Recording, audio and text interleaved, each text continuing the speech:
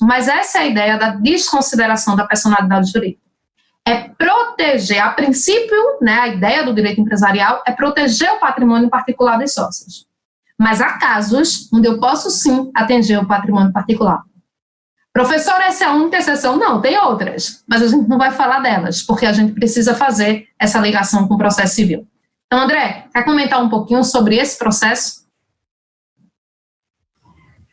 Maravilha, minha amiga Renata, maravilha, maravilha. A gente estava aqui já bebendo dessa fonte, né, dessas noções relativamente ao DPJ, né, a desconsideração da personalidade jurídica, e a gente percebe que é muito comum. Vamos dar logo as boas-vindas aqui a Rubens, né? Rubens entrou posteriormente, seja bem-vinda, Rubens. Nós temos aqui a Tereza Navarro, nós temos aqui o Rafael Paredes, Isis de Souza, então Andresa Viana, Jonildo Malta, André Mariano, Vanessa Dias. Olha só, a galera tá tudo por aqui, tudo por aqui. Sejam bem-vindos todos, né, os que chegaram depois. E aqui, quanto aos aspectos processuais, vejam bem, o incidente de desconsideração da personalidade jurídica, a professora Renata já pôde falar com vocês e dizer quando é que ele ocorre, citando inclusive os seus pressupostos que estão lá no artigo 50, não é, do Código Civil. Inclusive o próprio Código de Defesa do Consumidor também fala lá no artigo 28, não é, Renata? Lá no artigo 28 da Lei 8.078, né, o Código de Defesa do Consumidor. E aí você pergunta, André, onde é que o direito processual entra nessa história toda?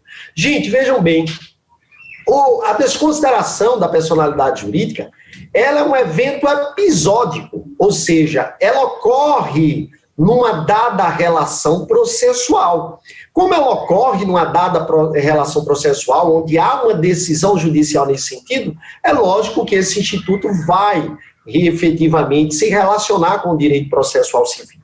E o Código de Processo Civil, nos artigos 133 a 137, ele trata efetivamente desse procedimento processual, né, desses aspectos processuais ou procedimentais da desconsideração. Eu tenho que fazer algumas observações aqui que são importantíssimas aí para exame de ordem, inclusive para efeito de primeira fase. A primeira observação, e aqui eu vou me ater à letra da lei, Renata, porque é muito importante, eu creio que no direito empresarial também seja assim, você pode depois confirmar isso. Mas no direito processual civil, Renatinha, na prova de primeira fase, nós temos texto de lei, na verdade, letra de lei, efetivamente é o que cai. Não é um texto de lei que eles vão copiar e colar na tua prova. Eles colocam um caso, né, uma situação hipotética, e você vai resolver com base no texto da lei. Então é importante que vocês tenham domínio do Código de Processo Civil. E aqui eu quero fazer algumas observações do que diz o legislador nesses artigos 133 a 137. A primeira observação básica é que a desconsideração não pode ser decretada de ofício.